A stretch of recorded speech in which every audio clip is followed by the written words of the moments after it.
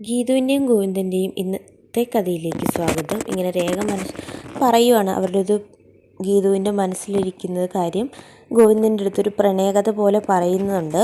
അപ്പോൾ അതാണ് ഈ കാണിച്ചുകൊണ്ടിരിക്കുന്നത്.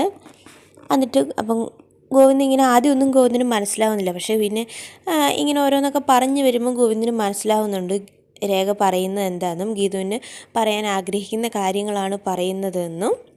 ഇതൊക്കെ കേട്ടിട്ടാണ് ഗീതു ഇങ്ങനെ നിൽക്കുന്നത്. എന്നിട്ട് ഗോവിന്ദ് രേഖയോട് ചോദിക്കുന്നുണ്ട്, നായകൻ മനസ്സ് തുറക്കണം എന്നാണോ അവൾ ആഗ്രഹിക്കുന്നതെന്ന് ചോദിക്കുന്നു. അപ്പോൾ അതെ, അതല്ലേ നാട്ടുനടപ്പ്, അങ്ങനെയല്ലേ പണ്ട് എല്ലാവരും ചെയ്തുകൊണ്ടിരുന്ന നാട്ടുനടപ്പ്, നായകനല്ലേ നായികയായിട്ടെടുത്ത് മനസ്സ് തുറക്കേണ്ടതെന്ന് ഇങ്ങനെ രേഖ ഗോവിന്ദൻ്റെ അടുത്ത് ചോദിക്കുവാണ്.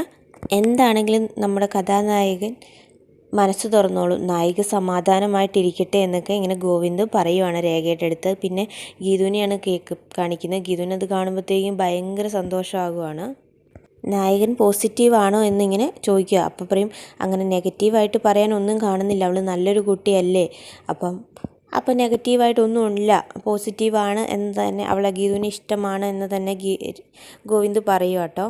അത് കേൾക്കുമ്പോഴത്തേക്കും ഗീതു ഭയങ്കര സന്തോഷം കൊണ്ട് തുള്ളിച്ചാടുവാണ്. അത്രയും പറഞ്ഞിട്ട് രേഖ ഇങ്ങനെ ഗീതുവിൻ്റെ അടുത്തേക്ക് വരും. എന്നിട്ട് ഇപ്പോൾ രേഖേനെ കെട്ടിപ്പിടിച്ച് ഇങ്ങനെ ഗീതു ഇവിടെ കിടന്ന് തുള്ളിച്ചാടും. ഇതൊക്കെ കണ്ട് അവരുടെ രാധികാമ്മ കയറി വരുന്നുണ്ട്.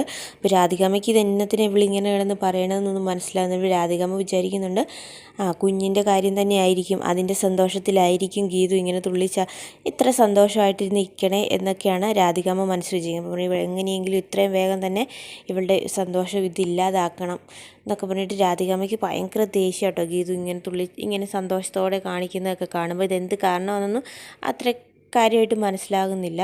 ഗീതു എന്നിട്ട് രേഖയുടെ അടുത്ത് തമാശയ്ക്ക് പറയുകയാണ്, എന്നെപ്പോലെ നല്ല മിടുക്കിയായ ഒരു പെൺകൊച്ചും സൽസ്വഭാവിയും കാണാൻ സൗന്ദര്യമുള്ളവളും ഒക്കെയായ ഒരു പെൺകൊച്ചിനെ എങ്ങനെ ഇഷ്ടമല്ല എന്ന് പറയും, അത് എൻ്റെ ഒരു കഴിവും കൊണ്ടാണ് എന്നിങ്ങനെ പറയുന്നുണ്ട്, സൗന്ദര്യം കൊണ്ടാണെന്നൊക്കെ ഇങ്ങനെ പറയുമ്പോഴത്തേക്കും രേഖ പറയും, ഗീതു നിൻ്റെ ഈ ഒരൊറ്റ സ്വഭാവം മാത്രം മാറ്റിയാൽ മതി എന്ന് പറയും. അതെന്താ, ഞാൻ സുന്ദരിയല്ലേ?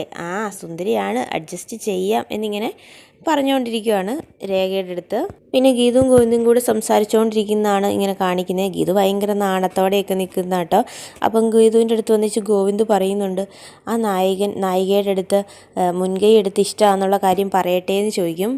അപ്പം നിൻ്റെ അഭിപ്രായം എന്താ എന്ന് ചോദിക്കും. അപ്പം ഗീതു പറയും, അല്ല പറഞ്ഞോളൂ, എനിക്ക് സന്തോഷമാണെന്നുള്ള രീതിയിൽ ഗീതു പറയും. അത് നായകൻ തന്നെ പറയണം എന്ന് വെച്ച് ഗീതു ഭയങ്കര നാണത്തോടെ നിൽക്കുന്ന ഗീതുവിനെയാണ് കാണിക്കുന്നത്.